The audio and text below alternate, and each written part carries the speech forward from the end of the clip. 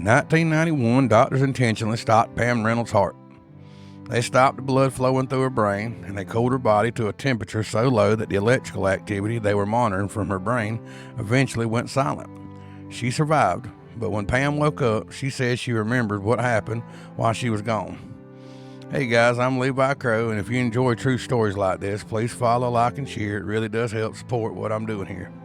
Now, let me tell you about Pam Reynolds. Pam was only 35 years old when doctors discovered something terrifying inside her head. A giant aneurysm, and it wasn't sitting somewhere easy to reach. It was buried deep near the base of her brain, close to the brainstem. Operating on it normally was incredibly dangerous, but leaving it there would also kill her. Eventually, Pam was sent to the Barrow Neurological Institute in Arizona, where neurosurgeon Dr. Robert Spitzler and his team was willing to attempt an extraordinary operation. And before I tell you what they eventually did to Pam, you need to understand what happened when the operation first began. Pam was placed under general anesthesia. Her eyes were lubricated and taped shut. Special molded speakers were placed in her ears. Those speakers fired rapid clicking sounds that allowed the medical team to monitor the pathways through her brainstem. As far as everybody in that room was concerned, Pam Reynolds was unconscious. And then the surgeons began operating on her skull. And according to Pam, that's when she suddenly became aware of something. She remembered hearing a strange sound, and then she said she felt herself leave her body. Pam described looking down at the operating room from above, and she remembered seeing the instrument being used on her skull. What she described wasn't some giant surgical saw. She said it looked more like an electrical toothbrush. And that's interesting because the instrument being used was a specialized surgical tool called the Matus Rex, and it really does have an unusual shape. Pam also described the interchangeable attachments used with the instrument and the container holding them. When she remembered hearing something else, a woman in the operating room was talking about the blood vessels in Pam's groin. They were too small for the equipment the team needed. Pam remembered hearing the discussion about trying the other side instead. According to accounts of the operation, that conversation happened. Now hold on a minute, because this is where the story gets twisted all over that internet. You probably heard that Pam saw that surgical instrument and heard that conversation while her heart was stopped, while there was no blood flowing through her brain, while her EEG was flat. Well, that's not what happened. Those observations came from an earlier part of the operation. Pam was under general anesthesia. Her eyes were taped shut. Those monitoring devices were in her ears, but her heart was still beating. Her body had not yet been deeply cooled, and the blood was still flowing through her brain. And I'm telling you that because I'm not going to make this story stranger than it actually was. It does not need any help, especially mine, because doctors hadn't even begun the strangest part yet.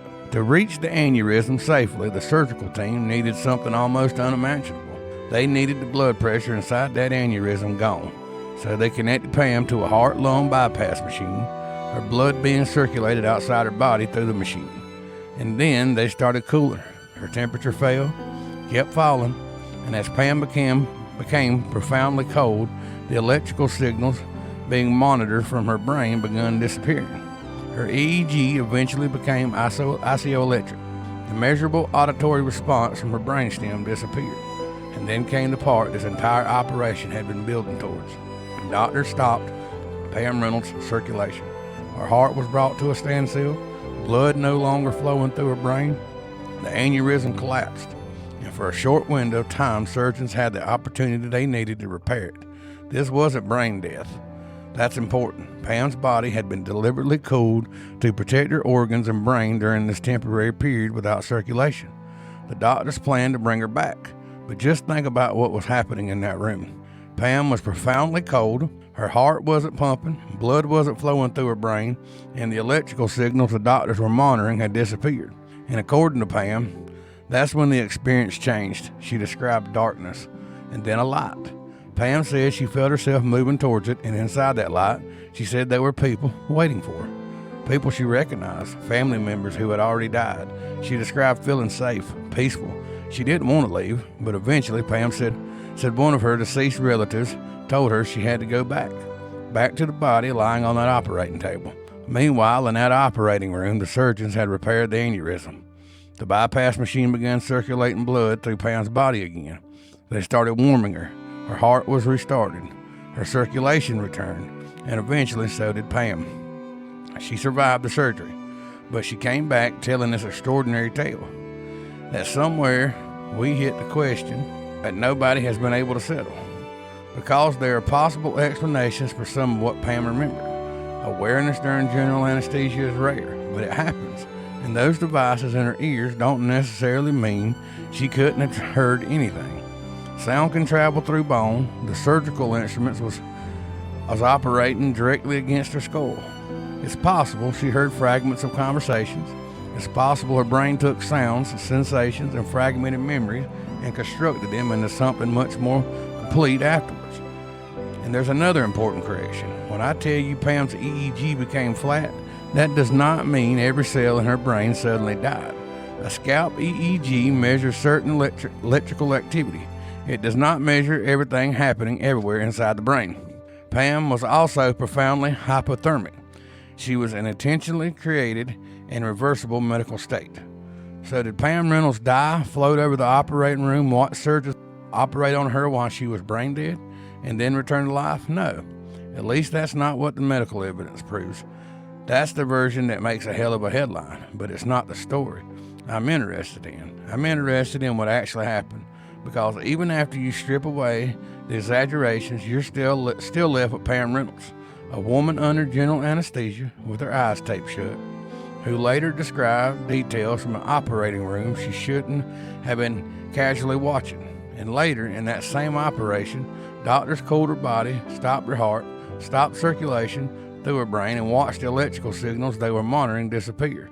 Well, during that period, Pam said she encountered something beyond that operating room. Maybe her brain created it, maybe anesthesia, fragmented awareness, memory, and extreme psychological stress can explain all of it. That's entirely possible, but maybe there's something about consciousness we don't understand yet. And I'm not going to pretend I know which one it was, because the most interesting part of Pam's story isn't somebody telling you it proves there's an afterlife, and it isn't somebody telling you the whole thing was nonsense. It's that after more than 30 years, we're still asking what Pam Reynolds actually experienced that day. So I'll leave that question with you. When Pam Reynolds went into that darkness, where do you think she went? If you made it all the way to the end, thank you for watching. I really do appreciate it. And if you'd like to hear more stories like this, please follow, like, and share. It helps more than you know. And if you'd like to support Levi Crow Media directly, you can find membership, merch, and more over on Fourth Wall. The link is on my page. And until next time, believe nothing, question everything.